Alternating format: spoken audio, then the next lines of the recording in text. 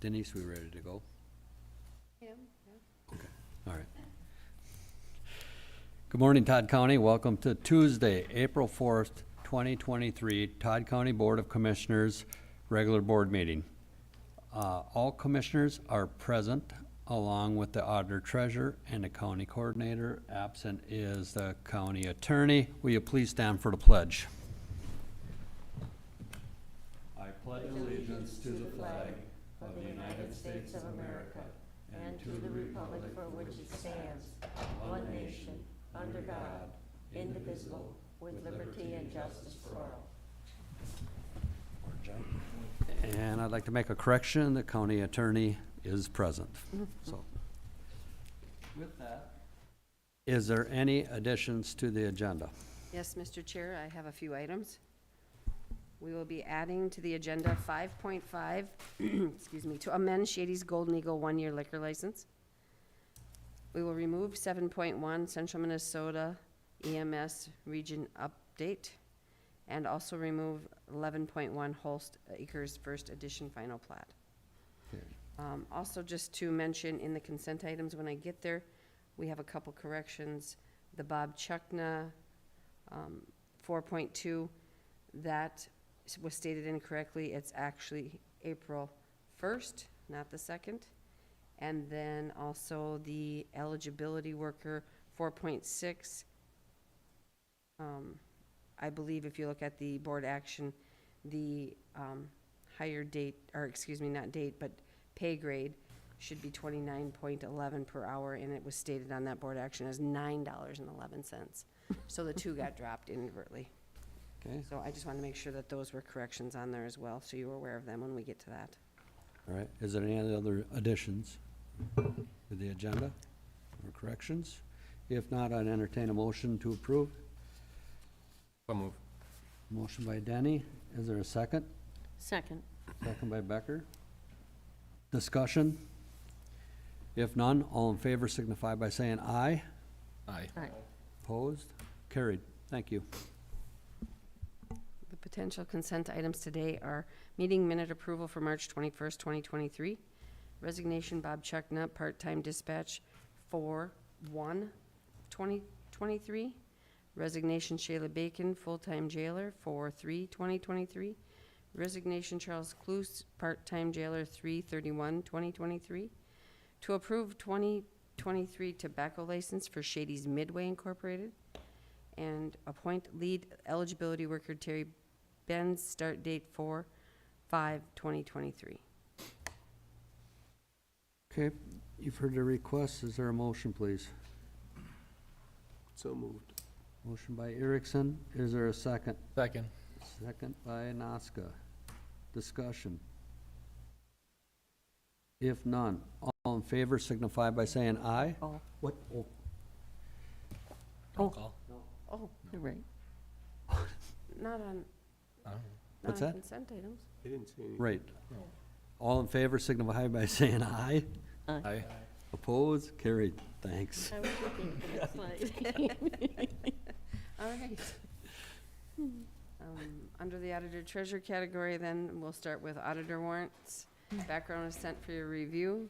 Recommendation is to approve the auditor warrants with an ACH and a manual payment totaling in the amount of $1,149,318.50.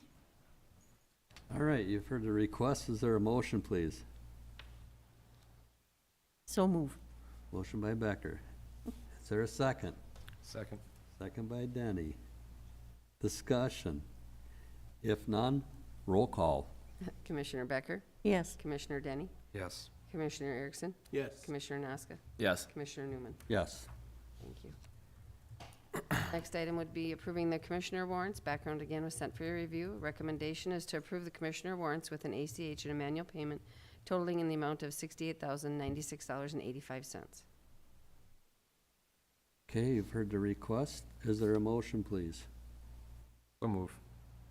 Motion by Denny. Is there a second? Second. Second by Noska. Discussion. If none, roll call, please. Commissioner Denny, Yes. Commissioner Naska, Yes. Commissioner Becker, Yes. Commissioner Erickson, Yes. Commissioner Newman. Yes. Thank you. Next item we have is the Health and Human Service SSIS warrants. Background is sent for review.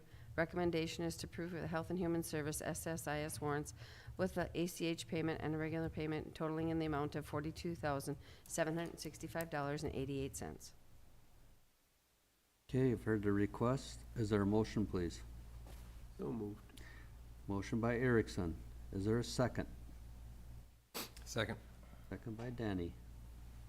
Discussion. If none, roll call. Commissioner Erickson? Yes. Commissioner Denny? Yes. Commissioner Becker? Yes. Commissioner Nasca? Yes. Commissioner Newman? Yes. And then I have to jump to this board action that we're amending Shady's Golden Eagle one-year liquor license. The background, the Auditor Treasurer's Office has been navigating liquor license eligibility status alongside the Minnesota Department of Public Safety, Alcohol and Gambling Division in regards to the recent applications for Shady's Midway location. On March 7th, 2023, the County Board approved a board action 2023-0307-09 for the renewal of an on-sale, off-sale, and Sunday liquor license for Shady's Golden Eagle. Pursuant to Minnesota Statute 340A.412, Subdivision 3, Shady's Golden Eagle has provided a written request to discontinue the renewal application for on-sale at this location to allow for the on-sale license at the Shady's Midway location to be in compliance with statute for issuance by Todd County and Minnesota DPS/AGE effective April 1, 2023 through March 31st, 2023, as previously approved by a board action. Options are to amend that board action, and the recommendation is to amend the board action 2023-0307-09 to remove the on-sale liquor license, or excuse me, on-sale license approval for Shady's Golden Eagle pursuant to Minnesota Statute 348.412, Subdivision 3, effective April 1st, 2023. Denise, you said on sale. It is off sale, correct? Did I say on? I'm sorry. It is off sale. It is, okay. Yes, you can't, under Minnesota statute, you cannot have an entity issued two off-sale licenses by the same division. So Todd County is the division issuing the license, and so because Shady has one in Golden Eagle, they could not have had one at the location here at Midway.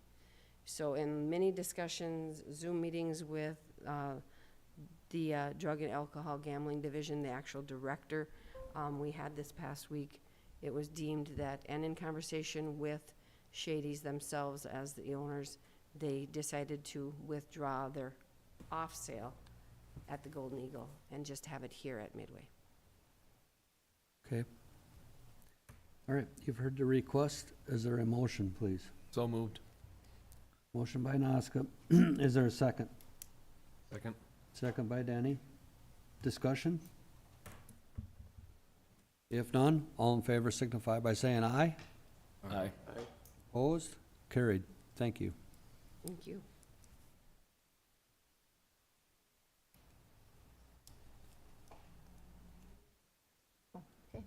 All right. See him come in. Hands of Hope.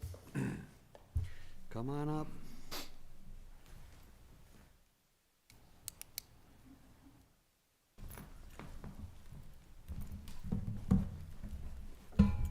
And good morning to you all. Morning. Well, believe it or not, it's April. Mhm. April is Sexual Assault Awareness Month. And so we're asking for the commissioners to sign a sexual assault awareness proclamation for Todd County. Proclamation reads as follows. Whereas Hands of Hope Resource Center, in conjunction with the Todd County Board of Commissioners, is dedicated to keeping our county and communities a safe and welcoming area for all families. And whereas the voices of those who have suffered sexual assault victimization need to be heard, and a clear message sent to the offenders that there is accountability for committing this crime. The shame in this crime lies solely with the offender, not with the victim or the survivor. Whereas Hands of Hope Resource Center continues to advocate and support multiple victims of sexual assault through personal advocacy, court and systems advocacy, referrals to other needed services, as well as providing caring, non-judgmental, confidential, knowledgeable, and respectful support and advocacy. Now therefore, let it be resolved that the Todd County Board of Commissioners join with Hands of Hope Resource Center in promoting accountability for sexual offenders, support prevention, community education, awareness, and involvement to provide safety to our communities. And be it further resolved that the Todd County Board of Commissioners does hereby proclaim April 2023 as Sexual Assault Awareness Month. Thank you. Okay, you've heard the resolution. Is there a motion, please? So move. Motion by Denny. Is there a second? Second. Second by Becker. Discussion. Thank you for everything you guys do. Greatly appreciated. Any further discussion? If none, all in favor signify by saying aye. Aye. Opposed? Carried. Thank you. Thank you. Thank you.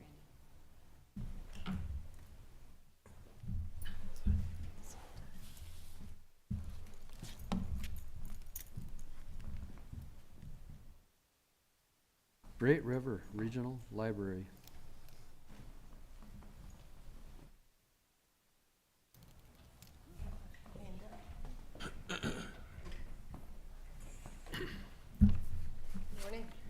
Morning.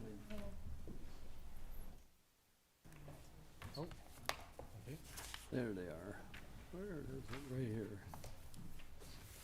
here. I'm Karen Punsack, Executive Director for Great River Regional Library. Amanda Wirsbon, and I'm the Library Services Coordinator in Long Prairie and Gray Eagle Public Libraries. So, welcome to Commissioner Nasca and Commissioner Denny. Commissioner Denny is our new board representative at Great River, so we're really excited to have him join the Great River Board.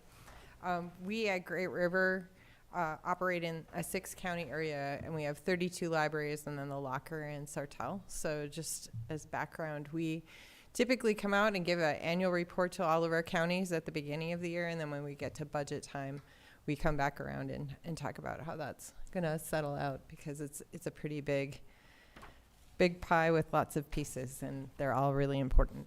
So here at Great River, we have locations in Todd County in 4 different cities, but you can see there we have a mission, vision, and theory of change that we approved in 2021 as part of our new strategic plan update. The theory of change was a new one for us. People in our communities can find and use trusted information they need to thrive, and that's why we exist. And as an entity, we have a joint powers agreement with the 6 counties, and it has a funding formula with 3 factors. It's population, borrower numbers, and net tax capacity. And so through those funds and then state funds and fundraising, we operate all the locations with one budget, one collection across all of those communities. And we do it pretty well, I would argue. And Amanda's a big part of the team here in Todd County. She's operating both Gray Eagle and Long Prairie. If you go to the next slide, you can see our overview of some of our activities. The 4 locations in Todd County are there. You can see Eagle Bend and Long Prairie and Gray Eagle and Staples, all very unique buildings in very different situations. Eagle Bend's in the process of expanding that location. The museum's in the library. If you've been following us for a long time, you might remember there was a foreclosed piece of property right next to the library that the county owned, and then the city took it over, and now they've expanded the building, and I think the hope is we'll be in the new space by the end of summer at the latest. Like, it's a slow-moving project, but Eagle Bend's one of those communities that just gets it done, and it's been really inspiring to see how they work together to make that happen. Kathy Parrish was also going to be here to present today. She operates both Eagle Bend and Staples, but they had a staffing shortage, so she's got to be at the desk today. So if you have any questions about that project, we're happy to answer those as best we can. But it's been one of those years-long projects that are finally coming to reality. Last year, the region as a whole, one of the highlights, registered 18,000 new people for library cards. one of the challenges over the past couple of years is just, with everyone, the shutdown and then the recovery, it's been a process to bring people back to the library, but we've been working really hard to do that. The other big highlight as a region was the increase in digital library use. We have a strong use of the physical collection. We still circulated almost 2.5 million items physically in the libraries, but that digital collection saw an 11% increase last year, and that's year-over-year gains. We're seeing even higher increases this year. It's been fascinating to see the growth. When pre-COVID, the digital library was probably in our top 10 circulating libraries, with St. Cloud being the highest as our headquarters. And now the order of operations is St. Cloud, the digital library, and then St. Michael. And so a lot has changed over the last 5 years in terms of where our busiest activities are and the services people are using. If you go to the next slide, you can see some of the big highlights for the region. We went fines-free last year, and that was a pretty big systemic change. When you think of some of the things that we've done at Great River, that's probably the biggest change we've made in 10 years. And it was a risk. We had started in fines-free territory back in June of 2019. We went fines-free on kids' materials to see what would happen. And shortly afterward, we realized that it really did boost the use of that collection. And then with COVID, we found out that fines revenue maybe wasn't the best source of funding for the library system long term. It really took a nosedive when we stopped checking out books for a while. Like, we let people take them out, and we didn't really want them back for quite a long time when we weren't really sure how things were working. What we did last year is removed that as a funding source in our revenue line. We brought it down to $40,000. And what we found out is that revenue line also included other activities like our print revenue, lost materials, and we actually brought in a 6-figure number in that revenue line last year. So we actually did better than we thought, and we also gained a lot of efficiency. Like, we don't have to have credit card payment terminals anymore. We don't have to pay the credit card fees that go along with that. We have eliminated a lot of internal processes for collecting dimes and quarters, which, you don't really think about how that all adds up, in addition to having a lot more positive interactions across the desk. We still have ways to collect materials if people don't bring them back. If you have something out, you don't get to keep checking out if it's overdue. But at the same time, we're not going to charge that little kid a quarter because his mom couldn't bring him to the library yesterday to bring his book back. And I think that's one of the best outcomes from moving that direction. So we're really excited about that. The other big project was Wi-Fi to Go. You might remember a few years ago when we were talking about the pilot project in Piers, where we had 5 hotspots, and then COVID hit, and then we had some additional state funding, including the CARES funding from Todd County. We are now up to over 300 hotspots circulating across the region. So people can come in, check out the Wi-Fi, bring it home, use any device they want, unlimited access. The biggest barrier, I think, is the signal, we have T-Mobile and Verizon, depending on where you live, they work. And some are 3-week checkout and some are 1-week checkout. And they're very, very, very popular. So we're really proud of that project as well.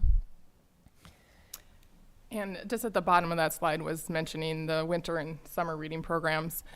And we do that every year. And apparently last year was a record year for the kids in the summer, ages 0 to 19, 18. And so that's great to come back and see that people are using the library and taking part of the programs that we offer.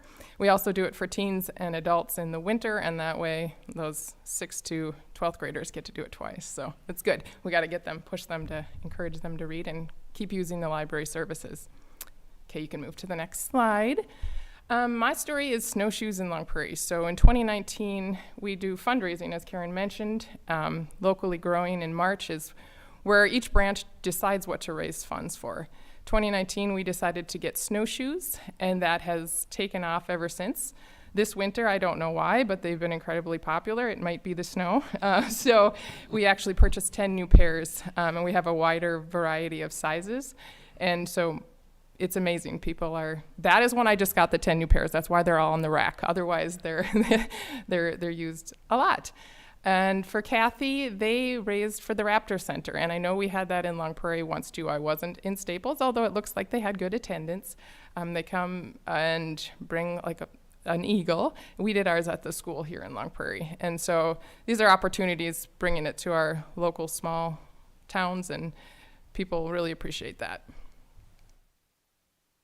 So we want to thank Todd County for your support. We thank, again, Commissioner Denny for joining the board. It's a big commitment to be part of the library board and drive all the way down for our meetings in St. Cloud. So we appreciate that. And, you know, we do have state funding being considered at the Capitol. So if you're into library advocacy at all, know there is a bill to change the funding formula for the state library aid, which is something we've been talking about for years, and increase the total funding, which would be an increase for Great River. And the Arts and Cultural Legacy Amendment Grant is up for renewal this year. We receive a pretty good number of programs from that legacy fund, and I anticipate will be included in the bill, but it's never a certainty until it's passed. The other one that's kind of, you know, if you follow legislative activity, bonding bills should have passed last session but didn't. Library Capital Improvement Grant Project is also included in that. The Staples Library was actually funded through that funding source about 15 years ago, I guess now. time. But that we're hoping that gets renewed for the next legislative cycle. So those are the bills we're watching for at the state. If you have any questions about library activity or are just curious about what we're working on, there's lots more we could talk about. We're happy to be here to share whatever stories you'd like to hear. Thank you. Any questions? I got one. Are the snowshoes display still up yet? Yes, there's still snow out Please there. take them down. No. Yeah. Well, no, I was going to say that too. I'm like, so next year when we don't have any snow, you can thank us because we bought new snowshoes and we'll just have to store them. So, yeah. Anyways, thank you so much for coming in today and giving Thank us you. that update. So, Thanks. All right. Thank you. Thank you. and drive safe. Yeah. Mr. Chair, if I may, if we could jump back, my staff just informed me that we totally commissioners warrants, Yeah. and nobody told me. Were you Sorry. guys all sleeping up there, or? I figured somebody would have Sign corrected it me. and just forget about it. So if we could go back before we go on to the next one. Okay. Is to approve the commissioner warrants, background are sent for your review. Thought we did. The recommendation is to approve the commissioner warrants with an ACH and a manual payment totaling $68,000. I thought I read this one. Didn't I read this one, Maybe you missed the 68,000? SSIS. I just thought you I would thought it was that, yeah. see if you're paying attention. No, she said 5.3. Okay, well, let's, Let's just do that one. okay, we're gonna do this one, because I don't know where we're at here, because I have in my notes that we read this one, but anyhow. So approving the, yeah, we did do this one. Yeah. Okay, I am Check totally it out, lost yeah. here. We need Health and Human Service Commissioner warrants. There you go. There we go. Yeah. Whew, this is a rough morning for me. So, to approve the Health and Human Service Commissioner warrants, background is sent for your review. The recommendation is to approve the Health and Human Service Commissioner warrant with an ACH and a manual payment totaling in the amount of $45,428.98. That sounds better. Thank you very much. Okay, you've heard the request. Is there a motion, please? So moved. Motion by Noska. Is there a second? Second. Second by Denny. Discussion. If none, roll call. Commissioner Noska, Yes. Commissioner Denny, Yes. Commissioner Becker, Yes. Commissioner Erickson, Yes. Commissioner Newman. Yes. Thank you very much. Sorry for that. Okay, as we're moving on, Public Works. Good morning. Morning, Lauren. Morning, Lauren. Just so it's on the record, I support your request to take down those snowshoes. We're somewhat sick of plowing snow out at Public Works, but we are out today, so. Anyways, with that being said, our first item on the agenda this morning is a cooperative construction agreement for Bridge L7061. This is a bridge, if we take a second to look at the map, this is a bridge located on the border between Stowe Prairie Township and the city of Hewitt. If you want to scroll down just a little bit there, Denise, please. You can see where the arrow is pointed at 470th Street over the Wing River, just west of Highway 71. This bridge is getting old and is definitely in need of replacement. So a number of months ago, I met with the city of Hewitt and Stowe Prairie Township and developed a plan to move forward. Presented this cooperative agreement to them, which allows the county to work with them to help deliver the project, get them a approved plan and some construction funding to deliver the replacement of this bridge. So with that, our options are to approve or do not approve the attached cooperative construction agreement. Our recommendation is to approve the attached cooperative construction agreement with Stowe Prairie Township and the city of Hewitt for the replacement of Bridge L7061. Okay, further requests, is there a motion, please? So move. Motion by Denny, is there a second? Second. Second by Becker. Discussion. If none, all in favor signify by saying aye. Aye. Carried, thank you. All right, thank you. And since that's approved, we have the next item is an engineering services agreement for the Bridge L7061 project. The described cooperative construction agreement for this says that the county can act as the project administrator and fiscal agent for this project. As part of that, the county will select and contract with an engineering firm to develop the construction plans and permits so that the county can eventually go out for bids and award a construction contract. We've been working with Widseth Engineering out of Alec for many, many years. They've done a majority of our projects and do fantastic work. Therefore, we're recommending this attached engineering agreement to provide for the development of the construction plans for this project. So our options are to approve the attached engineering services agreement from Widseth for Bridge L7061, or do not approve the attached engineering agreement, and our recommendation is to approve the attached engineering agreement with Widseth for the replacement of Bridge L7061. Okay, for the request, is there a motion, please? So moved. Motion by Noska, is there a second? Second. Second by Denny. Discussion. If none, all in favor signify by saying aye. Aye. Carried. Thank you. All right, thank you. Our next item on the agenda is a request for award of a construction contract for a 2023 pavement marking project. As you can see, typically, this is our maintenance striping, which is basically continuous maintenance of our edge line and center line stripes along all our paved county roads. Typically, throughout the years, we get 2 to 3 contractors, but unfortunately, due to current market conditions, we only got one bidder. And due to current market conditions, the price is a lot higher than we anticipated. But we're still recommending award of this construction contract at the recommended bid price of $185,812. Just so it's aware, if we do award this contract, you as the board awards this contract, we will be working with the contractor to bring that price down within our budgeted amount of $155,000. So we won't spend more than that amount. So our options are to approve or do not approve the attached resolution, and our recommendation is to approve the attached resolution awarding a construction contract to Sir Lancelot LLC of Edina, Minnesota for $185,812.06. Okay, for the request, is there a motion, please? So moved. Motion by Erickson, is there a second? Second. Second by Noska. Discussion. If none, all in favor signify by saying aye. All right. Aye. Opposed? Carried. Thank you. All right, thank you. And our last item on the agenda is a very similar type project. This is for our dust control program. As we spoke about with our striping, the bids came in at higher than we anticipated due to market conditions. Still, our recommendation is award the contract, and we'll be working with that contractor, if awarded, to reduce the scope of the contract and come within our budget amount of $160,000. At this point in time, we'd be recommending removal of the dust control application to County Road 97 and 67 in its entirety, but still maintain some dust control in the area near the church on 67, just due to the proximity of the church to the road. So our recommendations or options are to approve the attached resolution or not. And our recommendations are to approve the attached resolution, awarding a construction contract to Knife River Corporation of Sauk Rapids, Minnesota for $183,389.70. Okay, you've heard the request. Is there a motion, please?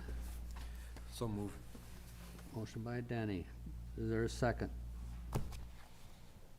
Second. Second by Noska. Discussion. Yes, Mr. Chair. Lauren, can you kind of give us a brief summary with the dust control and how the product worked us on roads? And if we miss a year, is it going to make a difference on the road? Because usually, I know on the township roads, when we use this product, it had to be done every year to maintain the road itself. Does this make a difference, skipping a year or not, or? It's, dust control does have some residual effects. Right, It does work better if it's applied every year, obviously, but over time it does break down. Once you kind of grate it, it kind of dissipates a little bit. So we're not losing a lot. There'll still be a little bit of dust control effects with these, but just not as strong as if we apply the amount. Other options are for some of this, like typically the preferred application rate, I think, is 0.3 gallons per square yard. At some point in times, if there's monies short, we can bring that down to probably like 0.2 of a gallon. It won't function as good, but it'll still do most of the job. So, does that kind of answer the question? yes, I know Yeah. on the township roads, it was, once you started, you didn't want to You don't really want to stop. Right, Yeah. and that's, are we in a situation now where it's going to just be one high year, or is it going to be? We're hoping this is one high year and prices come back down. It's tough to predict the future, but this is what we got to do for this year to get by, and we'll reevaluate next year, and hopefully those prices do come down. Okay. Just if I may, we don't typically, like, some of these roads are out to 34, 40 feet wide. We only apply the middle like 18 feet where the majority of the traffic drives. And over time, it kind of spreads out a little bit and covers the majority of the traffic. So we don't do a full application of the whole road. We just focus on the area that has the most of the traffic. It's more effective that way, and it's a savings option for us to help spread the dollars as far as we can. Okay. Thank you. Yep. All right. Any other discussion?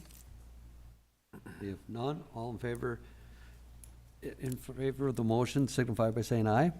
Aye. Opposed? Carried. Thank you. Good, thank you. Get my mind on something else. County Sheriff. Only board action form I have today is a kind of a clarification on our boat and water seasonal position. Right now, we have 3 slots for that position. We want to increase that to 4. This is a grant-funded position, so there's no cost to the county. So our office is requesting to increase the seasonal boat and water staff from 3 to 4 part-time employees. This is a grant-funded position, and the increase would provide better coverage for the citizens of the county and reduce the risk and liabilities by having 2 staff members working those shifts. I know last year we only had 1 employee apply and hired for that position, and there's a liability issue for us, in my opinion, having just 1 person loading and unloading boats by themselves. So we're asking that increase from 3 to 4, just so we can have 2 people on each weekend part-time for our lakes. Mr. Chair, if I could, I believe in personnel, we talked about the hours. The hour would be remaining the same, correct? It would just be split between 4? That's correct, Commissioner Versus Becker, 3 correct. employees. So what we'd be doing is, oftentimes this position is filled with a law enforcement student, starting out and just trying to get their foot in the door somewhere. Oftentimes they have other part-time jobs for a summer, or they're busy in sports or whatever they do. So if we could add that added 4th person, we could ensure that we'd have 2 people on each shift. And this is grant funded. I think it's a $7,000 fund, roughly this year. We had some carryover last year, so there'd be no extra cost. It's, once the money's gone, we're done. We're done, yep. Okay, you've heard the request. Is there a motion, please? So move. Motion by Becker. Is there a second? Second. Second by Denny. Any further discussion? If none, all in favor signify by saying aye. Aye. Carried, thank you. Thank you. Planning and zoning. Adam, Good morning. morning. Okay, my first item this morning is the Long Prairie River Watershed Collaborative Fiscal Agent Agreement. Todd SWC will be conducting the fiscal agent duties on behalf of the Long Prairie River Watershed Collaborative. Todd County holds the accounts for the SWCD and needs to be a part of the fiscal agent agreement for this reason. This will also allow Todd County to access watershed funds when needed. This fiscal agent agreement has been approved by the policy committee on March 16th, and it's also been reviewed by John and Denise. So the options would be to adopt the fiscal agent agreement or to not adopt. And the recommendation would be to adopt the fiscal agent agreement for the Long Prairie River Watershed Collaborative. All right, you've heard the request. Is there a motion, please? So move. Motion by Becker. Is there a second? Second. Second by Noska. Discussion. If none, all in favor signify by saying aye. Aye. Opposed? Carried. Thank you. Okay, and my second item is a letter of support for Bill HF 1231. HF 1231 was recently heard by the House State Government Finance Committee and is now on the table to be considered for inclusion in the state government finance bill. The ask is for $10 million per year in the form of grants to local governments. These grants will provide funding to locate and improve government section corners. The letter of support was attached in the board action for review. The option would be to sign this letter of support or do not sign. The recommendation is to sign the letter of support to submit to Representative Weiner for HF 1231. We're lucky enough to have him here today. So the goal with this, I was reached out to by another county surveyor that's involved in pursuing this, and then I talked with Mark Johnner about it, and it's certainly something Mark thought the county should support. To locate these, it provides a lot of benefits to county residents. Surveys would be more accurate to eliminate any property line issues, but also in theory, those surveys should be less costly, which really would promote people to get more of them. Within the county, our GIS department benefits greatly with improved mapping, both with more of them and more accurate locations of them. There's many benefits to having these located. I don't know if there's anything else I was missing on it, but we're just hoping to have the board support pursuing this to submit the letter of support. Okay. You've heard the request. Is there a motion, please? So moved. Motion by Noska. Is there a second? Second. By Danny. So this has been going on for like, what, 5-6 years? Wasn't Douglas County's surveyor really? I guess I'm not real familiar with it. I've just gotten familiar with this over the last couple months. I forget the gentleman's name that reached out, so I was emailing with him and talked with Mark about it. So I'm only familiar on more recent actions with this. Yeah, It's because been at AMC. AMC for at least 5-6 years. but Sure. Yeah. They said the markers, because some of the markers were on a tree. Well, the tree's gone. Or it was a rock. The rock's gone. So they were just kind of guessing where all these corners were. And Right. so they just want to, And we get very few located each year. If Mark or his crew is out doing another project in an area, they might locate one or something, but that's really the only way we get them identified unless there's remaining funds in the agreement. Then he'll go out and intentionally just get them, but it's a really slow process doing it that way. okay. Any further discussion? If none, all in favor signify by saying aye. Aye. Aye. Opposed? Carried. Thank you. Thank you.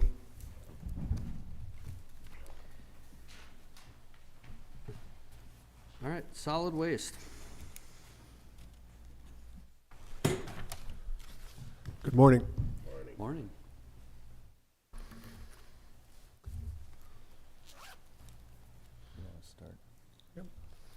got to find my reading glasses. Good morning, everyone. The first board action form we have in front of you today is the 2023 loading dock improvements. The solid waste department is redesigning the loading dock overhead door system. The current system no longer safely functions with the newer, higher trailers that we load into. As a result, a doorway and a door are damaged beyond repair. We have increased the overall height of 8 feet to 9 feet to allow the safer loading of our recycling into freight trailers. The framing and structure improvements were completed by our staff. The bid amount of $6,195 from Viking Garage Door is the cost of the new door controller, installation, and minor repairs to another overhead door system. This improvement was discussed to the Solid Waste Committee. Our options are to approve the bid from Viking Garage Door. The other option is to do not approve the bid. Our recommendation is to approve the bid from Viking Garage Door in the amount of $6,195. This item is a budgeted item through our building improvements account number. Okay.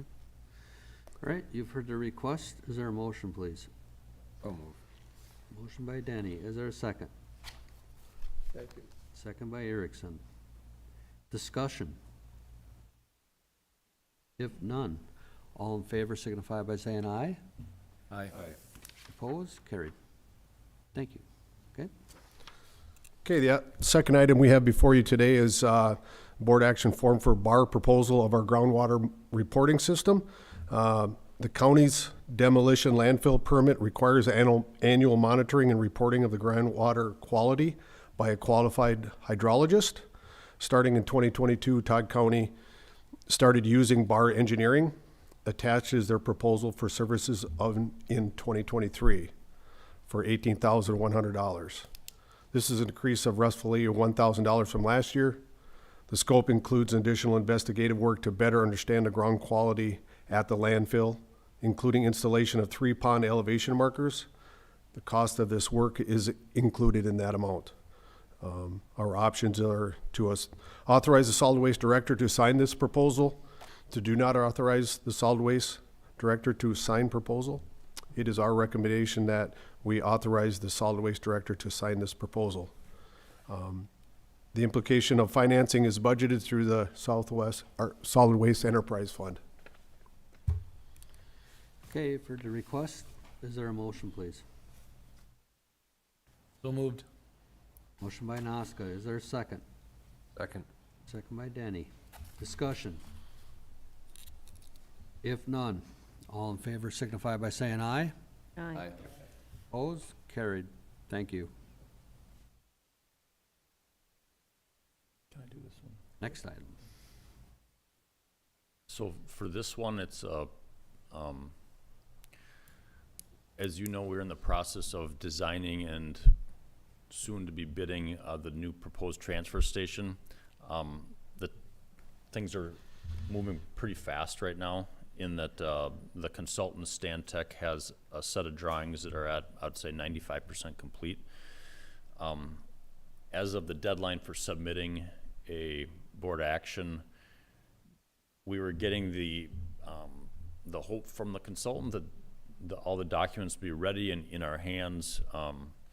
And I think they're really close, but they're not done yet. But I think this might still be timely for us to at least talk to you about this so that at the next board meeting, it wouldn't be a surprise.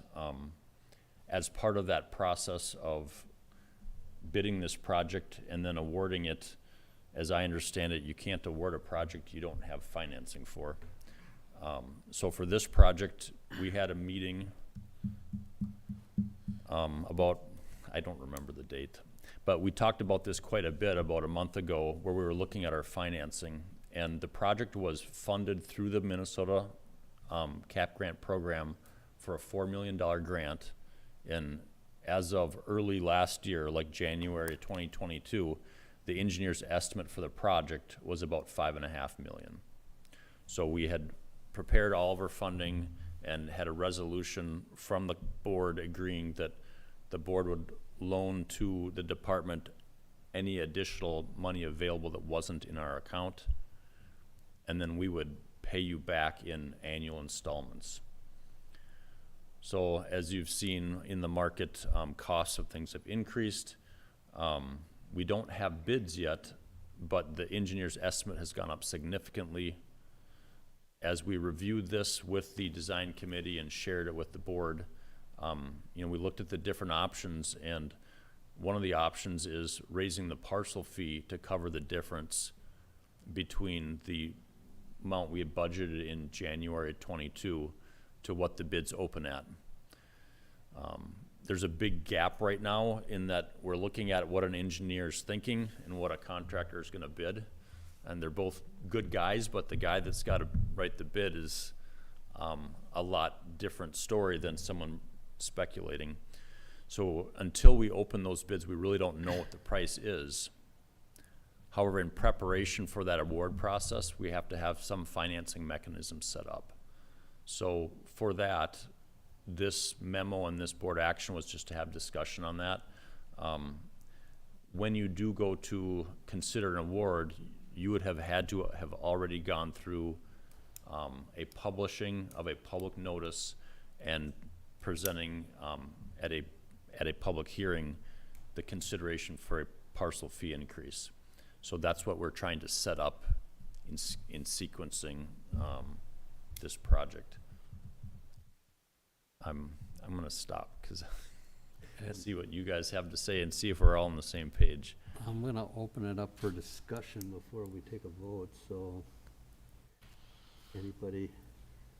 Well, I guess one of my first questions is, wasn't that plan supposed to be out for bids? I mean, ready for us Well, to be brought forward? we're about at that time, but they, like, as of last week, they were telling me I would receive draft sets of drawings on Monday. Well, I haven't received them. This is kind of crunch time for these projects, so I don't think it speaks poorly of Stantec. They're just working really hard, and I guess I would thank them for not giving us bad drawings. They have a quality assurance, quality control process, and until they're satisfied with their drawings, they don't want to share them with us. So yeah, they're behind by a few days, but to Commissioner Becker's point, I expect to receive those drawings shortly. We'll be reviewing them as a staff and providing comments back, and then we've already set up I would call it probably a last design meeting with the design committee, and it's Thursday the 13th. Thank you. So that would be the final end of that whole process, and then it would be on schedule to bid out on Friday, the 14th of April. Does that answer your question? So I'm gonna lean on Lauren a little bit, like when we put out bids for road projects in the millions of dollars, and the people come in with their bids, and they're opened here publicly. When they're opened that day, they're not necessarily awarded that day. They're just brought in, read. Some take it for granted that if they're the low bid, that they probably are gonna get it. But them all have to be reviewed and everything before any award is ever given out, is it not? You have to make sure that the bid that they submitted, filled out appropriately, all the forms are submitted, all the bid bonds are submitted, and if there's no balanced bids, then everything looks good, and then we double check our funding sources to make sure we're all within range of what we anticipate those bids are gonna be. And then at that point in time, as the agency, we prepare the necessary authorization documents, bring it to the board for then final contract award. Right. And that's where the board makes the final decision of whether or not to move forward with that contract. Right. It's just a bid opening. Yep. So my question being then, as I remember back to the meeting that I think that got us to this point, is that we kind of all agreed as a board that we needed to find out what that number is Yeah. in order to make any kind of a decision to go ahead with it. So I'm not sure where we're pausing here or what we're looking for. Yeah, go ahead. If I may, I don't mean to take over. No, take over. The board always reserves the right to reject the bids Yeah, and go for rebid or change in scope if needed, right, to come within whatever they need for budget. right. If it's not there, I mean, if it's not feasible, it's not feasible. Period. But I guess to me, it seems like we're still proceeding in the right format, but we need to still keep going with this to get to that point of having those bids come in. You gotta know where you're at. Yeah. Am I wrong? Anybody, am No, I on a you- different no, page you're or right. anybody else? Nope, we're on the same page. Because I have been known to be on the wrong page. Mr. Chair, I think, Commissioner Erickson, to Chris's point, I think the concern for Chris is when this does come for opening of bids and when it does come before the board for a decision to be made, in order to award that, there has to be adequate funding, and it can't be awarded if there isn't adequate funding, and that's his point of the public hearing and the fees. And so do we need to come up with where we're gonna fund that from? Is that what the concern is as of right now? Chris, I'll let you speak to that. Yeah, so first, back to your original point, we're all in agreement. None of our schedule, all of our schedule is in agreement with what you said, Commissioner. So now, in our house, when we make sausage, we're not fully in control. The consultant has a little more steer of it. When Lauren is doing a highway project, he probably looks like a pretty smooth operator compared to me. So he probably, when he comes to you with a bid opening, his schedule and everything is a little more firm. This is my first $5 to $8 million project with you, and we don't do any engineering in-house like Lauren does. So our game plan right now is to open bids several days before a board meeting, review those with, I'm sure we'll copy Lauren too. We keep Lauren close at hand because he makes sure we're not far off the rails when we get to you. But we'll consult with our consultant as well. When we come to the next commissioners meeting, we want to have a recommendation for you and an explanation of how to fund the project. Sure. At that same meeting, I would like to hold a public hearing for a parcel fee increase. Now, this is like, it's not because I know we need a parcel fee increase, it's because I don't know that we don't need one. So in theory, there's a few options at that meeting. One is, these prices are really high, and this is not acceptable to the board. So like Lauren said, the recommendation may be to reject any and all bids. That's the worst scenario to me. The best scenario to me is miraculously the budget that was prepared in January 2022 is spot on. And we just award the bids and we do the work with the original funding that we had worked out. I think that's very optimistic. I think it's gonna be somewhere in the middle, that we're gonna need a little more funding. And so having gone through a publishing of a public hearing, we would hold the public hearing that day so that the public can comment. And then, in that meeting, I don't want to push the board at all. If there's anything that you are unsettled about,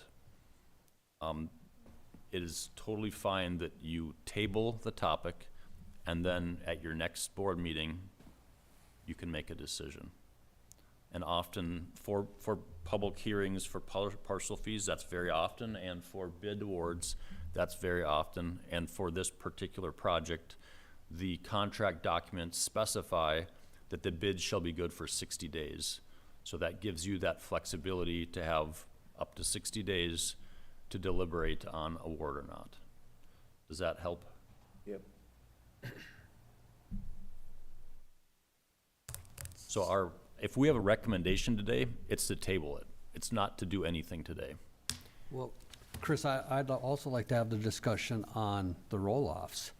And, you know, sitting on the solid waste committee and finding out that we're losing money doing roll-offs. Yep. When the private sector can take care of that whole mess, because, you know, every month we get a list of people, some of them are back into 2019 that owe solid waste money.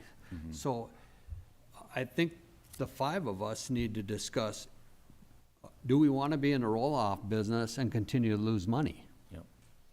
Okay? We can take those roll-offs, those containers, and either sell them to the private sector, they can do whatever they want with them. But, you know, that number that Mike had come up with was shocking. And it's like, if this was year after year after year that we've been losing money, why should I come back as a commissioner and raise the partial fee or put another extra tax on my constituents when we can eliminate something we're losing money at? And I think that's, as a board, we're gonna have that discussion, and hopefully you guys can bring that information to the next meeting where we can review that. We'll make that decision. Yep. Would you like that at a working session meeting or at a board meeting? We probably Chair? should go with the work session, correct? Mr. Chair, we could, that's just gonna delay it because next board meeting we may, don't yeah, because we have a have- work session. But, I mean, if you're okay with Inter- it being a topic on a board meeting, we could just bring it as a topic. Right. It's So- totally up to you, and we're excited to resolve that as well. Right.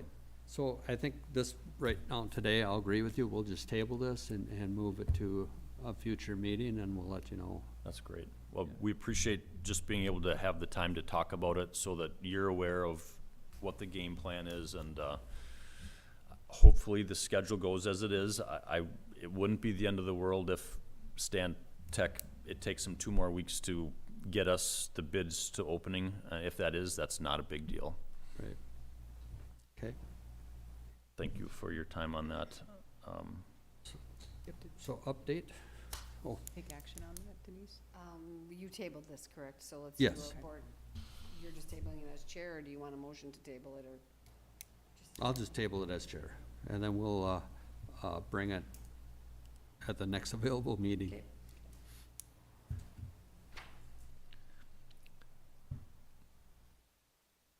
So solid waste update? So the next one here is similar. So this is a update for the project, and this is just more not about financing, but maybe a little broader report to the board of where we're at in the project. So I've just got some minor items here. The first is current schedule and for permitting. The second is current schedule and process. It says for permitting, I think I was meaning bidding. So as I recall, you have a board meeting on the 18th of May. Does that sound right? 16th, thank you. So the schedule now is to actually have the bids opened by the 16th of May. Okay. So, because that includes a 3-week bidding period. So that's, we're in that hurry phase because there's a lot of value to getting this done and not lingering. A lot of projects are done this way now where we're permitting concurrently with the designing and the bidding.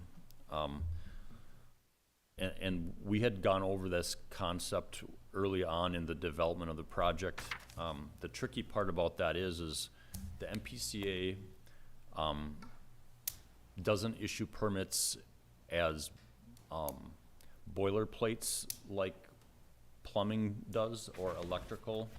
And I'm sure there's people there, commissioners that are familiar with that if you submit like a plumbing application, they approve it. As the projects get bigger, they often have some comments and you tweak some pipes. But with the MPCA, there's a little more hands-on. They actually write about a 20-page permit for this facility. So far, we're permit by rule, and that's this boilerplate. Here's just a thing you get that everyone gets. So they're gonna write this thing, and it's gonna tell us stuff that we've never thought before. So I'm a little bit we're in the discovery phase because they haven't drafted that for us yet, and we haven't submitted it yet because the design isn't done yet. So that's probably the biggest unknown to me about the project. I'm very, Stantec has done a very good job. They're very qualified for this. So that's probably the biggest unknown that I can't report to you. I think the design, because we've been working as a committee on that and we're very familiar with what we wanted. Now they're just doing the minutia details, where wires go. We talked recently, Mike and I, with their staff on, how the doors work, where you wanted to have a fob for a door and that kind of stuff. So that's the biggest one that we'll be watching closely now. Next item on here is proposed waste transportation. And this, I think we heard about some questions on this recently, so we just added it. Because this isn't really about the project itself, but it's about how do we operate this facility. So as you may remember, right now we use compacted roll-offs to transport waste from our transfer station. And what we're looking to go to is a walking floor trailer.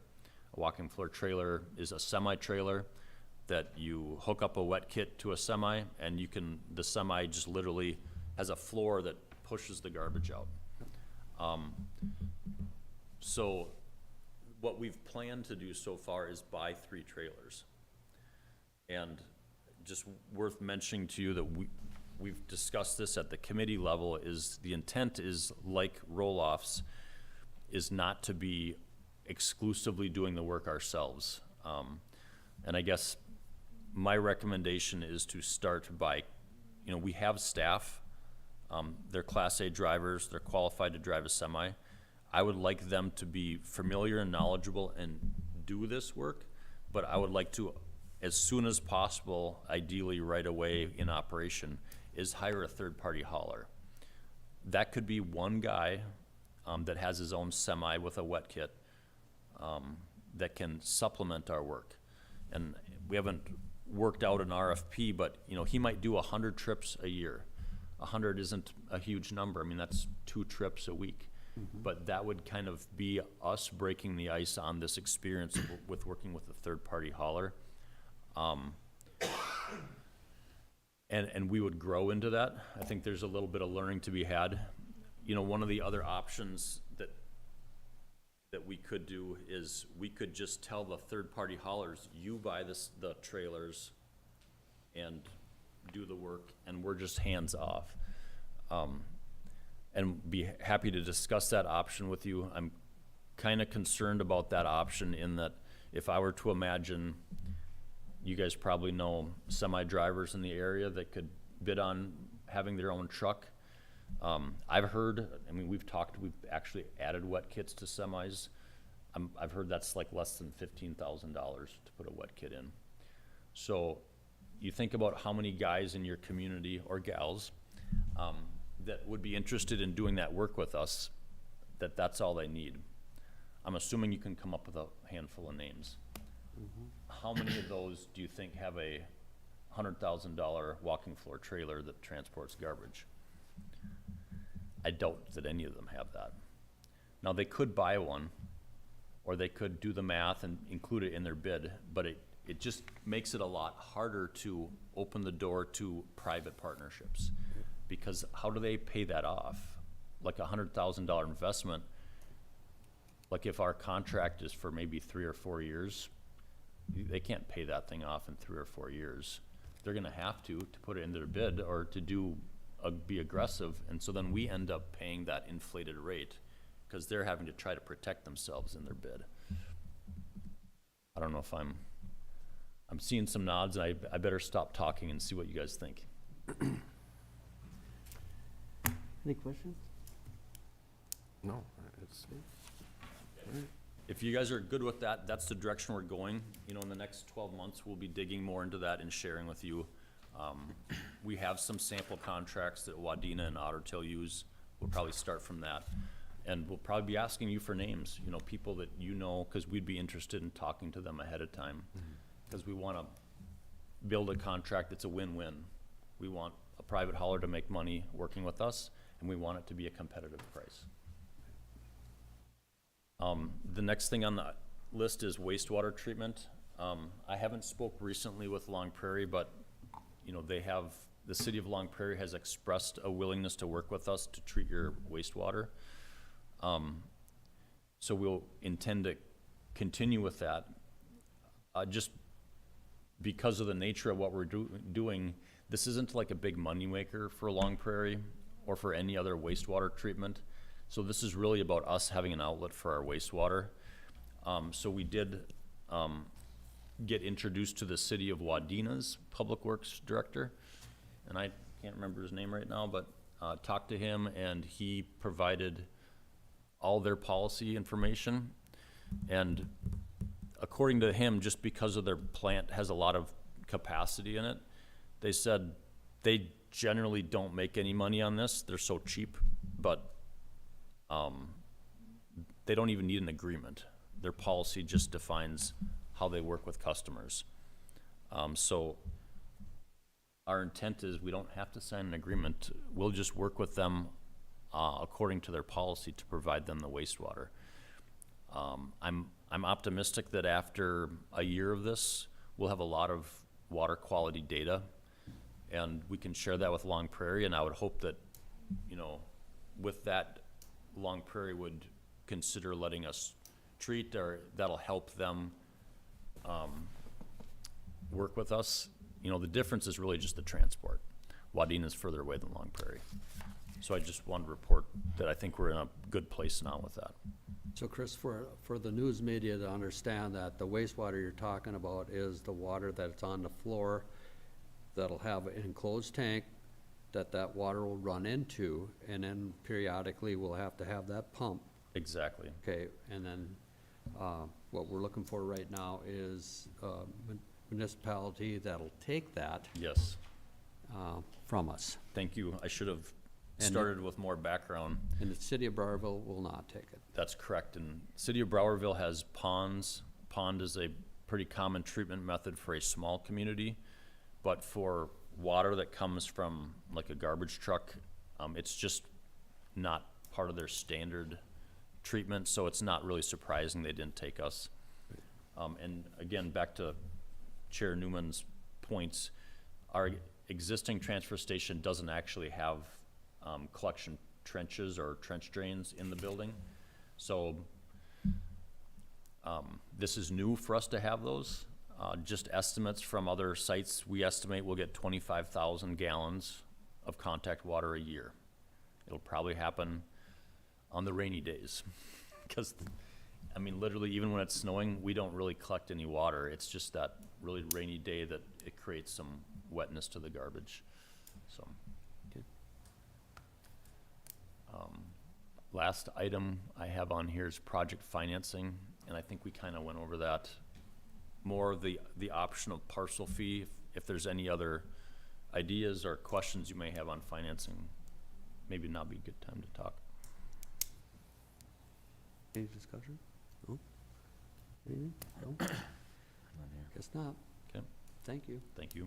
Yep. Thank you. Thanks.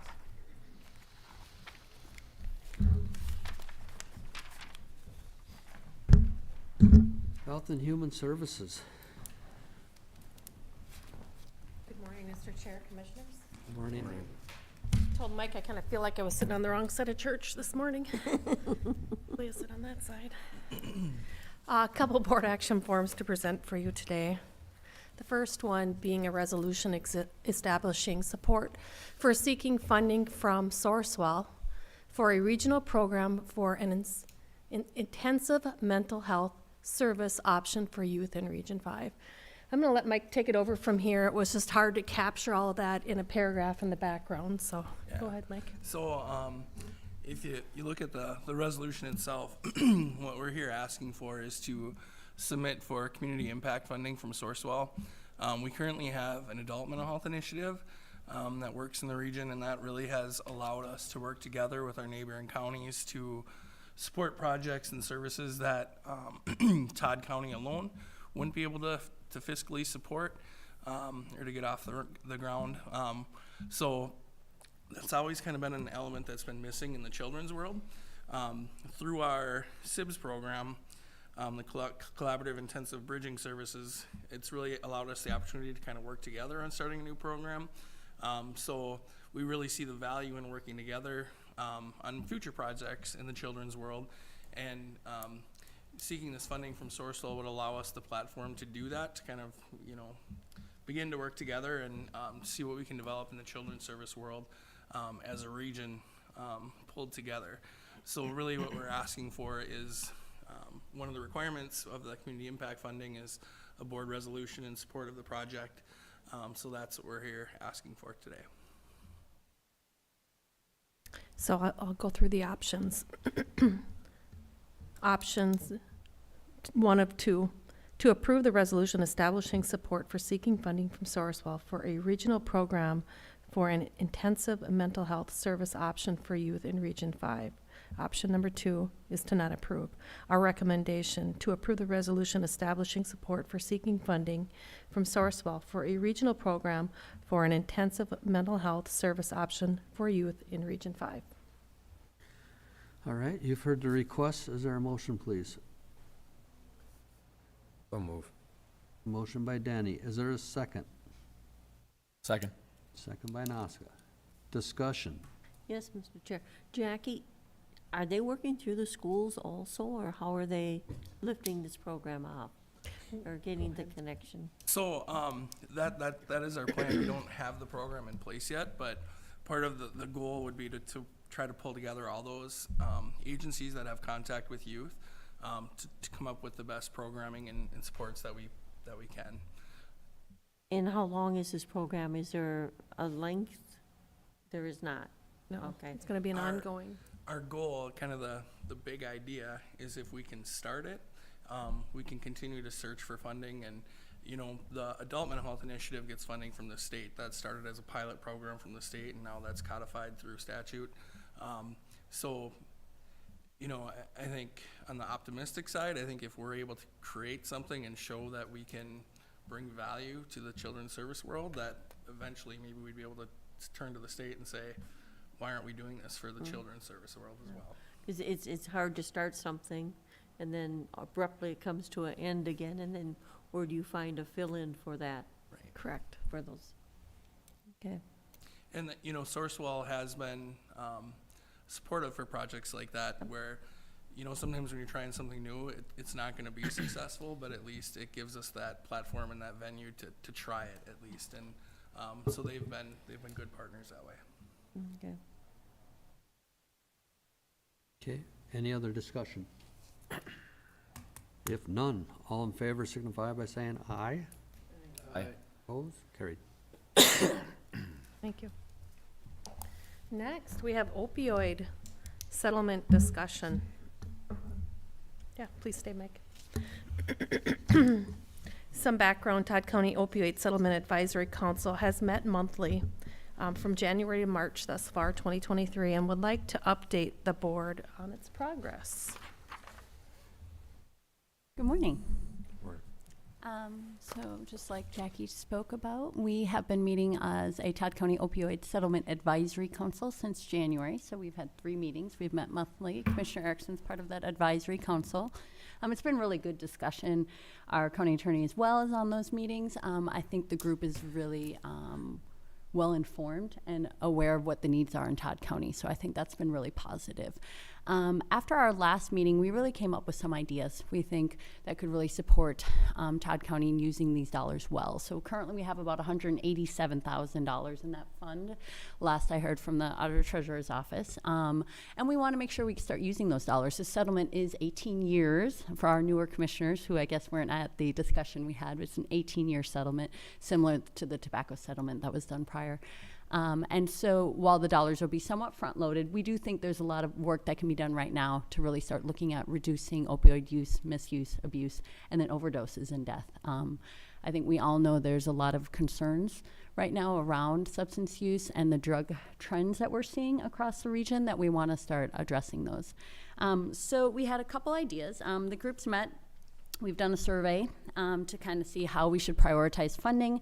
And then there were sort of 3 main areas, and Mike, please fill in if I misspoke speak in these areas because you know better than I do. So around community treatment and recovery support. So there's some ideas around how do we set up community initiatives to support those in recovery, and also to prevent misuse and abuse, right? So one of those would be this jail peer recovery program that's been done in the past. Also the idea of more naloxone distribution. So the idea is how do we make sure naloxone is in the hands of those who will use it, right? So often those who are given naloxone is by a peer, right? So someone else who's using substances is able to deliver that and save the life of someone. So we want to make sure it's easier to get naloxone and that there are distribution sites across the county. Right now, Lakewood's looking at setting up their own 2 sites, and then a bunch of our treatment centers are also interested in sort of looking at ways to be more creative to get naloxones in the hands of everyone. Kathy Langer at Probation is really interested in having it in all the probation officers as well so that they can make sure it gets out there and distributed. It's not helpful if it's not out and available. So that would really be looking at how do we reduce death, right, from overdose. One of the other areas we spoke about was professional development. I think we all know there just aren't enough providers around substance use, and looking at ways that we can increase the number of providers in Todd County who can provide services and support. So that'd be looking at peer recovery specialists. It'd be looking at LADCs, licensed alcohol and drug counselors, and then even more. Mike, do you want to talk a little more about that? Yeah, I think Catherine is right on the right path there. So kind of 3 prongs to that we initially discussed. One is kind of at that entry level of service provider through peer recovery support specialists, where you don't need a college degree. You just need to take a certification course. I think it's 40 or 80 hours. And then that would kind of allow people to kind of get a foot in the door of that recovery service world. That is a needed service as well. Those are people that can kind of meet people where they at.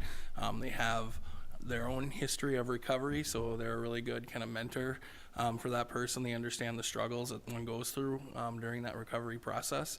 The other aspect we discussed was, people that maybe already have a 4-year degree, but would be interested in obtaining their LADC to help support them in that work. And then the last 2 were to possibly offer some paid internships to help support people that are going through that work of becoming recovery professionals. And then someone also brought up if there would be a way to look at like scholarship options for youth interested in pursuing a career in the substance use recovery world as well. So I think there's a lot of potential kind of to get people in the door, to help people further some of their education, and then to kind of encourage youth to get into that work. Absolutely. We also talked about more bilingual providers at this time. That's a huge area of need in our community especially. So looking at ways, same thing, paid internships, scholarships, really looking at a way that people in Todd County want to stay here and work here, right? So if we can get them here and pay for that internship where they wouldn't have had it paid anywhere else, I think it's a really good opportunity to look into. So the third area that we identified was really individual needs. So we know there's people in Todd County who want to go to treatment but have barriers, right? And so that can be financial. They may just not be eligible for medical assistance, and then it's the cost, right? So how do we help them with cost? How do we help them with housing options when they leave treatment? Childcare issues, transportation we know is still a huge issue as well. So we think there's definite need, I think, in this funding to really address those specific people who we know want to seek treatment but have some of those barriers, and how can we set up a fund as a way to help subsidize some of those needs. I think, if we don't address some of those individual needs right now, that person could down the road become, it could be more and more challenging. So those were sort of our 3 areas. Again, more community treatment and recovery supports, professional development, and then individual needs. And so after our meeting, we all felt pretty good about where we had gotten, but we thought we really need to have some direction from the board about how do we move forward then as a council. I think the question is really how do we set forward, how do we spend these dollars, right? So that's what we'd like to have the discussion with you today about. Mr. Chair, if I could. Today, Marion was supposed to be here from the Central Minnesota EMS board, and that was her discussion also, because they're also wanting to tap in on some of those funds through each county, and I don't know if you've been in contact. Okay, and I think she's scheduled for May now, before we can get her back? Yep, May 16th. Okay, so with that in mind, I like to be able to keep some of those funds for the regional board to continue to go. And they help give out some of, Does she plan to, we can invite her to one of our council, or the advisory meetings to present? Because it's the group that makes the decision or offers the recommendation, if I'm speaking correctly. I think that's our hope, is that we'd have people come to that council, provide a proposal of what they'd be interested in having funded. And then the question is, you know, do we bring every proposal to the board after it's approved by the council? Do we put together a budget that sort of identifies pockets of funding in these areas that we bring to the board? I think that's the discussion we want to have today. which is interesting, because I do know through the region, she's doing the board meetings, because the board is making the decision how that money is being spent. So maybe we're, you know, designed a little bit different than what we are, but I think the advisory council represents a nice diverse group that can have some good input on what proposals make sense for our county. So then it's just a question of where do we go from there? My question is, out of curiosity, is how many deaths have we had from opioid or fentanyl within Todd County in the last 3 years? So I have that. They just finalized the 21 data, so that's the earliest. We had 2 deaths from drug overdose deaths. In 2021, we had 3 in 2020, and we had 16 in 2019. And then there is a breakdown by what type of drug that was as well. If you want, you can have this, Commissioner Newman, if you'd like. Yeah, thank you. 'Cause somebody will ask. There about is that. a trend, though, across the state of increasing overdose deaths that we're seeing from 2019 on. And some of that's the pandemic. People didn't seek the treatment they needed at that time, and I think that's part of it. But there is an increasing trend. And again, we discussed during the council meetings around opioids versus fentanyl versus some of the other drugs. Sheriff Allen's on that as well. It's a lot of different substances we're seeing over time, and opioid use is down, but we know that people jump right to the next drug that's available and the cheapest, right? And one of the, I think, kind of growing concerns is that a lot more drugs are being cut with fentanyl, and fentanyl is being mixed in with other substances as well. So you may unintentionally have an opioid overdose without even knowing that you were consuming an opioid. So my next question would be, there is a shot, right, that can, if you do an overdose, you can take that shot and it might save your life. So is the committee looking at supplying all of our EMTs and all the law enforcement within Todd County with these shots that, you know, in case they do run across an individual that has OD'd, that they can give them that shot and hopefully save their life? Yep, that was the naloxone that we referenced, and that really is a key that we want to try to increase the availability of that. We actually, one of the evidence-based papers that we looked at our last council meeting shows that 90% of people that save someone's life with naloxone is actually somebody like their friend that's there as well, another user. So that it's really a key to have that available in the community for people to have access to. Okay. The pharmacies, too, have been a really interesting input as well that is available over the counter, and it's a standing order they can provide for anyone who's prescribed opioids. But there is some stigma around that, right? You know, as we all know, there are people who've been on opioids for pain medication for a long time, right? Who the idea of having naloxone is sort of, you know, makes them feel like they're a user, right? Versus just someone who's prescribed. So I think we need to do some education around that too, around naloxone and how it's readily available. And it's not just for those who abuse it, it's for anyone who could unknowingly have an overdose, right? So that is the plan. Right now our sheriff's office has naloxone, but just like Mike said, broaden that as much as we can. Okay, thank you. Chair, could I add something that I thought was fascinating from our last meeting? Yep. And this is a kind of a public service announcement to veterinarians who might be listening in the area. There's a very popular drug right now called Tranq. Literally horse tranquilizer, and fentanyl. And so be aware. I mean, you wouldn't think that you would have to keep an eye on horse tranquilizer, but you do. I mean, Philadelphia, for some reason, it's huge there. It's like more than heroin, more than meth, more than anything, tranq. Wow. Horse tranquilizer and fentanyl. And the unfortunate thing is the naloxone doesn't work on Right. tranq. So that one of our board members who works from Northern Pines and works in some other areas as well shared that that's really a growing trend in that area, and it really started in Philadelphia, kind of in the inner city, and yeah, it's really concerning. Okay. Sheriff Allen, have you seen any sign of that in our communities that you're aware of? Okay. Typically meth and fentanyl are other choices. I believe that has to be prescribed by Minnesota veterinarians. They changed statute on Minnesota vets 3 years ago, I think, and they put a whole list of antibiotics, medication, and tranquilizers that have to be prescribed by a veterinarian or a vet clinic. So it's making it difficult to obtain common drugs for animals, but it's also showing that it has a lot of good to that stipulations too, though. I mean, keep that stuff out of the wrong hands. Yes.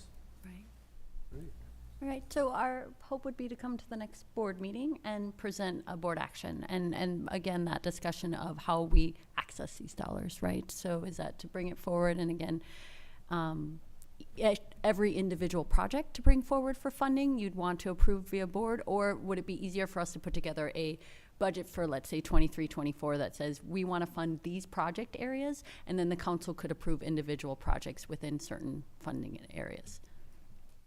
I guess I still have a problem with us not getting Marion up here to have that discussion with the board. Because I do know that they're looking for some of that funding to keep the regional. This is an ongoing, it doesn't Yeah. end after, you know. I mean, as long as there's, Absolutely, maintain a, yeah. Mr. Chair, Commissioner Becker, would it maybe be appropriate if the next meeting that the council has, they maybe invite Marion to hear that information, even if it's over Zoom, and then when it is time for that May 16th board meeting, this council would be up to date, and then everybody would be on the same page. yeah, I think that would be very well, so we kind of keep that spot open. Okay. Our next meeting's April 19th, so that would be, we'd have to then come to the board in May, if that works okay. Okay, all right. Fit with your timing? I think we have some projects that are very shovel-ready, as we know, that we'd like to get funded sooner than later, but we want to do the right process. So whatever the board agrees to is fine, so. All right. All right, thank you very much. Thank you.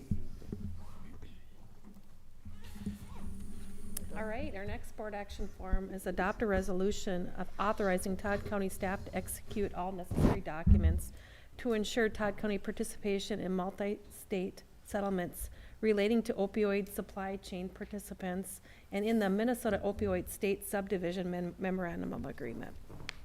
Some background. On December 21st, 2021, the Todd County Board of Commissioners adopted Resolution 2021-1221-19, allowing participation in the multi-state settlements related to opioid distribution and manufacturers, authorizing staff to execute all necessary documents. An amended Minnesota Memorandum of Agreement has been received and requires signing by authorized staff in order for Todd County to participate. The amended MOA will allow participation in any future settlement agreements with opioid supply chain participants and authorizes staff to execute all necessary documents to ensure Todd County's participation in the multi-state settlement agreements, including the participation agreement and accompanying release and in-state subdivision agreement. Options. Number one, to adopt a resolution authorizing staff to execute all necessary documents to ensure county participation in the multi-state settlements relating to opioid supply chain participants and in the Minnesota Opioid State Subdivision Memorandum of Agreement. Option two, to not adopt. It's our recommendation to adopt a resolution authorizing staff to execute all necessary documents to ensure county participation in the multi-state settlements relating to opioid supply chain participants and in the Minnesota Opioid State Subdivision Memorandum of Agreement. And the resolution was attached with the board action form. Okay. All right, you've heard the request. Is there a motion, please? So moved. Motion by Erickson. Is there a second? Second. Second by Noska. Discussion. Mr. Chair, if I could just shed a little bit of light on this. So this has been kind of moved through AMC to the counties. And when we have new companies that are involved in the opioid settlement, each time we've had to, new agreements have to be signed. So what the state has done is they've come up with a new memorandum of agreement, which will now cover every entity going forward involved in this settlement. So with the board approving this resolution, that allows myself to sign that agreement, and we can go forward with any other company who comes into this settlement. So we won't have to go through this process again. Okay. Any other discussion? If none, all in favor signify by saying aye. Aye. Carried. Thank you. So the next board action that I have is related to the ARP funds, and the next two actually are related to just kind of closing out some of the projects that we've had and relieve some of the funds that we've had available. So with that, the first one is ARP funds for Sheriff Road Deputy, approved the final project amount. And the background for this is on September 7th, 2021, the Sheriff's Office requested use of ARP funds to assist in court backlogs by increasing the speed of ease. I'm going to zoom that in a little bit here. I'm reading it on my screen, so it's a little bit easier. It's the weather. Okay, so on September 9th of 2021, the Sheriff's Office requested use of ARP funds to assist in court backlogs by increasing the speed of case resolution and also respond to an increase in mental health calls, which was approved via BAF 2021-0907-22. The cost for additional road deputy has been included in the 2023 Sheriff's Office budget, and the need for ARP funds no longer exists. The estimated cost for road deputy was $90,000. The actual cost incurred were $57,958.35. The Finance Committee recommends approving the final amount for this project cost of $57,958.35 and allow the remaining funds of $32,041.65 to be available for other proposed projects brought forward to the Board of Commissioners. And the options are to approve the final amount of ARP funds previously authorized via Board Action 2021-0907-22 for solid waste, I'm sorry, that says solid waste staffing. That should be That should be Sheriff's Office. Sheriff's Office. Yep, at costs at $57,958.35 and allow remaining funds of $32,041.65 to be available for other proposed projects brought forward to the Board of Commissioners or to not approve, and the recommendation is to approve. Okay, you've heard the request on the board action, and we've got to remove solid waste and put in sheriff on both. Yep. Both the options and the recommendation. And with that, I would ask for a motion to approve. So move. Motion by Becker. Is there a second? Second. Second by Danny. Discussion.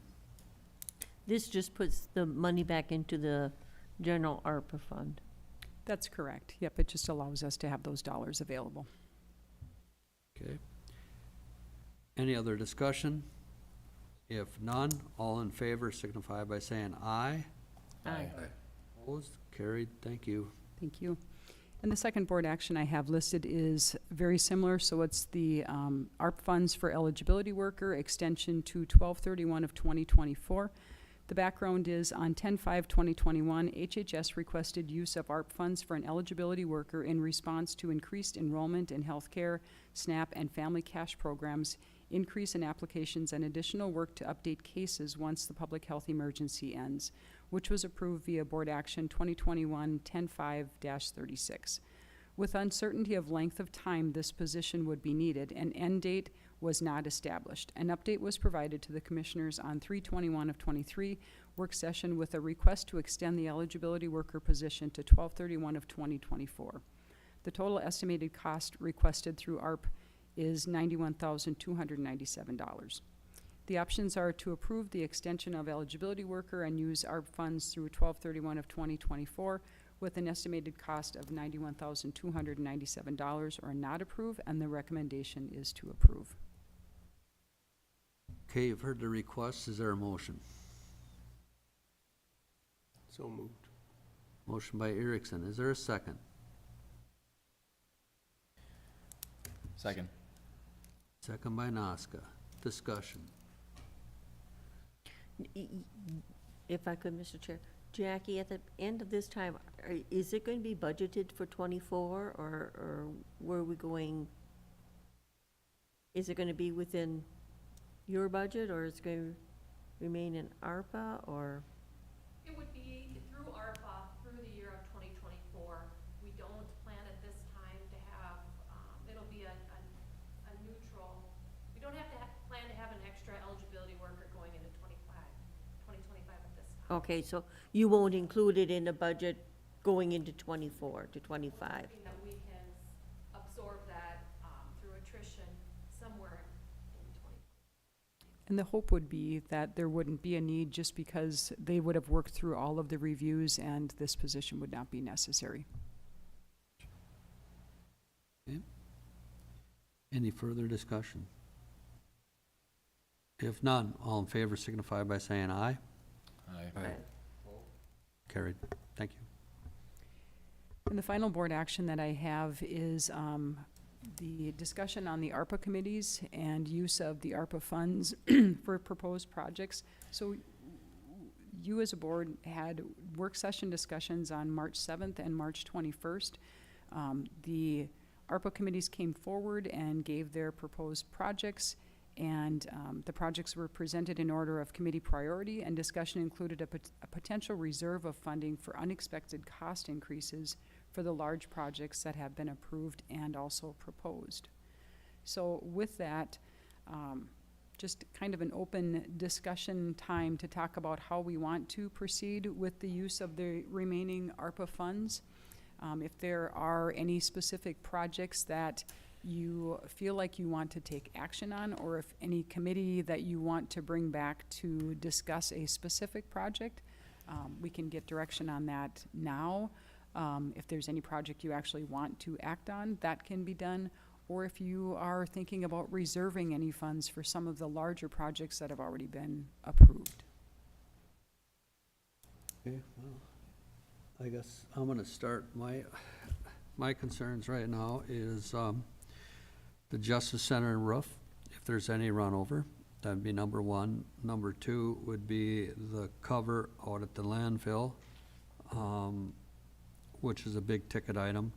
And then our liability on the rock wall around this campus are probably the top three right now that would concern me the most, and that would affect the taxpayer the most. So that's where I'm at right now. And until some of those projects are done, then look at the remaining funding and then come back into our committees and say, okay, this is how much we got left. And then go from there. Thank you. Anybody else?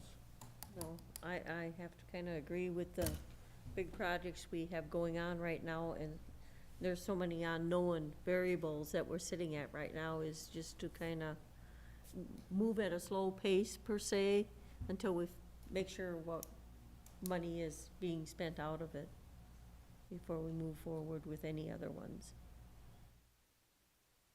I think some of these questions will answer themselves Yes. within a matter of the next month or two. Yep. I don't think it's anything that we wanna dive into or necessarily commit to or whatever if we don't have to at this point. Right. I know with that, cover of that landfill, are we, I mean, more time we spend, is it gonna keep continuing to go up? Are we gonna, you know, I know, Yeah, is that something we can approve now to just, or sooner than later? To It get just the ball rolling, cause it has to concerns get if done, that's that one gonna- has to get done. We or don't if have we an wait option on longer, that will one. it go down? And Mr. Chair, that's kind of what we've seen with some of these proposals that have come through the committees. When we've gone out and asked for maybe updated quotes and looked at, updated pricing, those costs, they've increased. So I think, if there are some projects that you will need to use ARP dollars for, it might make sense to just bring those forward sooner rather than later. If there are specific ones that will need to be funded with these Right. dollars.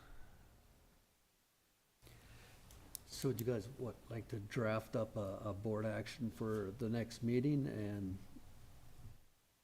This, I guess my question is, it goes back to solid waste again, do they have any funds available at all to help with this project?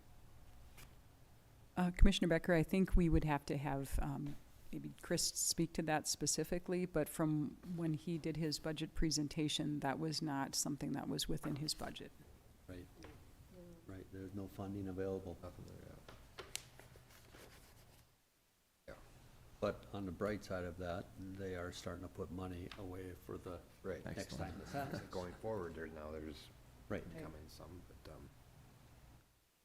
So, yeah, like I said, And just, is that length of a project that's gotta be done during the summer months, or, is there a time frame when that project should be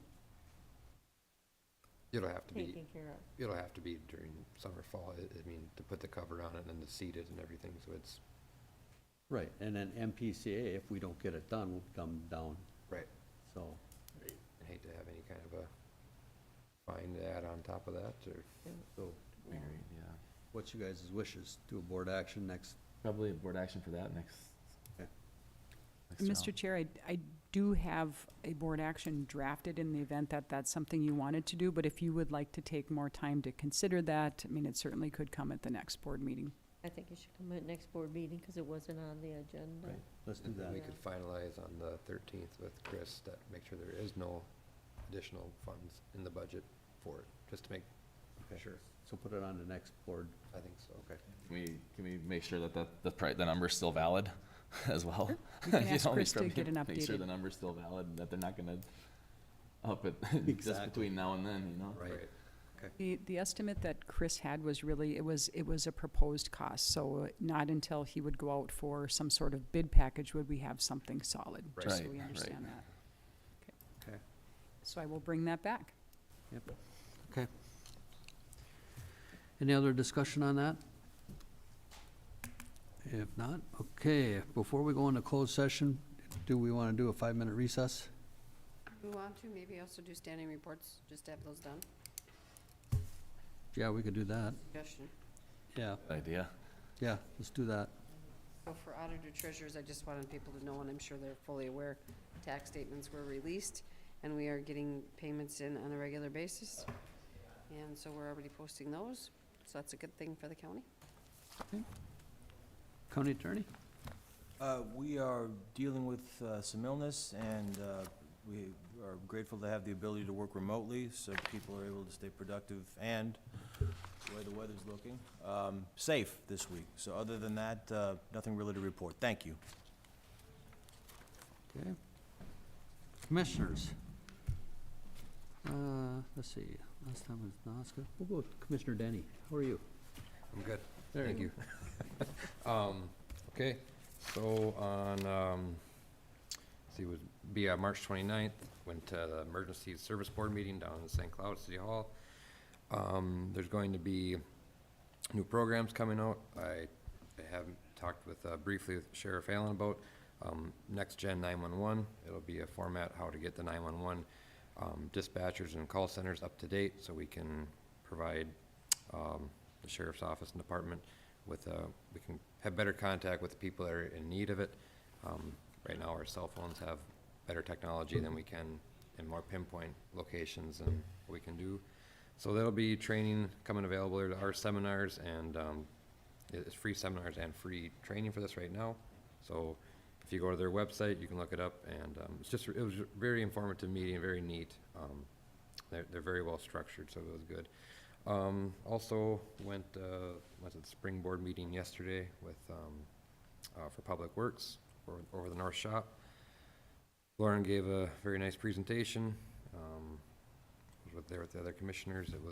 That went well. And then yesterday afternoon at Long Prairie City Hall, we met with Senator Klobuchar's staff, Ben Lean, and it was a nice, I guess, meet and greet, and to give them some of our needs and wants, wishes, and concerns to take back, and we'll make sure, just let them know where we're at as a county. So that's all I have for now. Commissioner Becker? Yes, I had Region 5 on the 23rd. We had a facility meeting, talked about the Justice roof and how it's coming along. We'll be setting up a meeting with the Justice Center people over there and hoping the project, it sounds like July, August now. We have also had a safety meeting that morning. Then on the 26th, I attended the meeting in Verndale on the Second Amendment.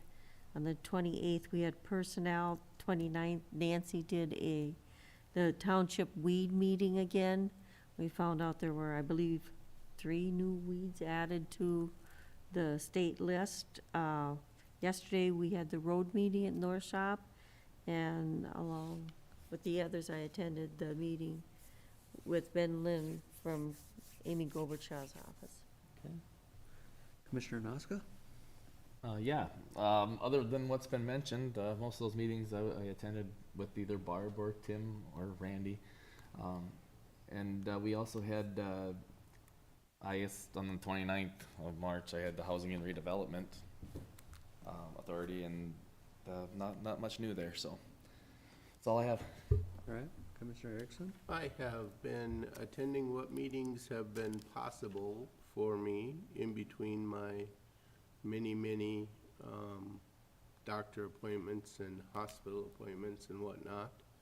And thank you to those who have been filling in for me. Very nice. And other than that, nothing new. Okay. And for me, I forgot to do my report for the month, but anyways, I'll talk about CPT. Counties Providing Technology, which we are a member of, and it's like 25 counties. We had a really lengthy discussion. We also do stuff for 7 counties in North Dakota, and one county decided to opt out, and another county wanted to opt in, and that was the discussion of, because their taxing is completely different than Minnesota. And we were having a lengthy discussion about, was it feasible for us to continue with the North Dakota group, or should we focus mostly on our Minnesota tax rewrite, which is very complicated and very time-consuming. So as the representative, I'm kind of in support of concentrating on the Minnesota tax rewrite, so we can support our counties within Minnesota. And but it's tough because North Dakota has helped that business survive. So that's discussion we're going to have next month, or actually this month in April, and we will go from there, and I'll keep the board informed of what we're doing. And if there's any decision I need to bring back to the rest of you guys for a vote, we will bring it back. So that's where I'm at. So, and with that, coordinator's report. Thank you, Mr. Chair. Many of the meetings that you have already mentioned attending, I've attended a number of those as well, so I won't go through that list. But I do think it was a great opportunity yesterday to do the meet and greet with Ben Lean. I mean, he's very new in his role as a staffer or as a outreach director for Senator Klobuchar, but good to get familiar with him, so we can reach out to him whenever we need some assistance from Senator Klobuchar. For administration, we've been pretty busy with a number of recruitments and other items, and just anticipating our HR manager to arrive. So, thank you. All right. And with that, do you guys still want, anybody want to take a 5-minute before we go into the closed session? I do. Sure, yeah, sure. So can we recess for 5?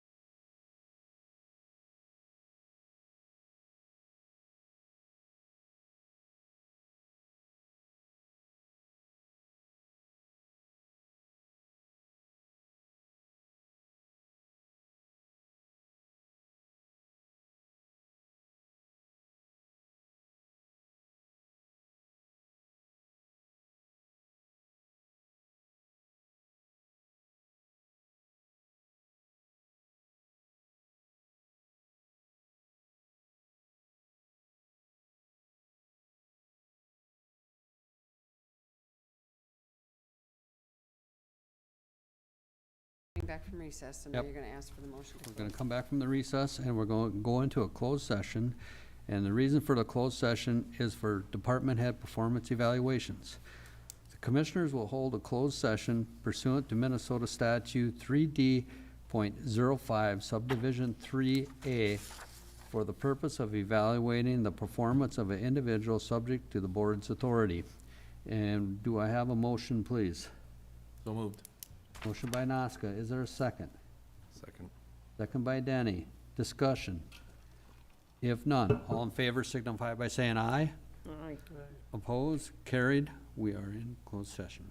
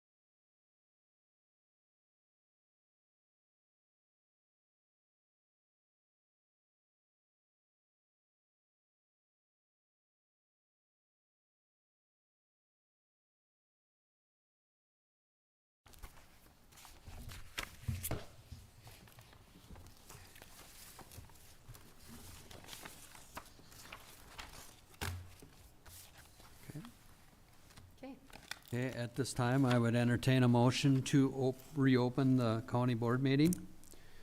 So moved. Erickson, is there a second? Second.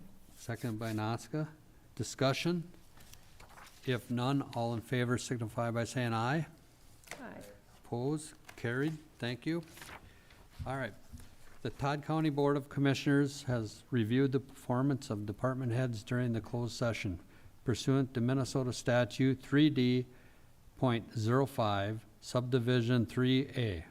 The results of the closed session reviews are that all department heads reviewed on this date meet or exceed the expectations of their positions. Thank you.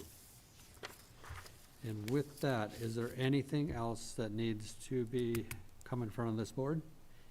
If not, we will recess until April 18th.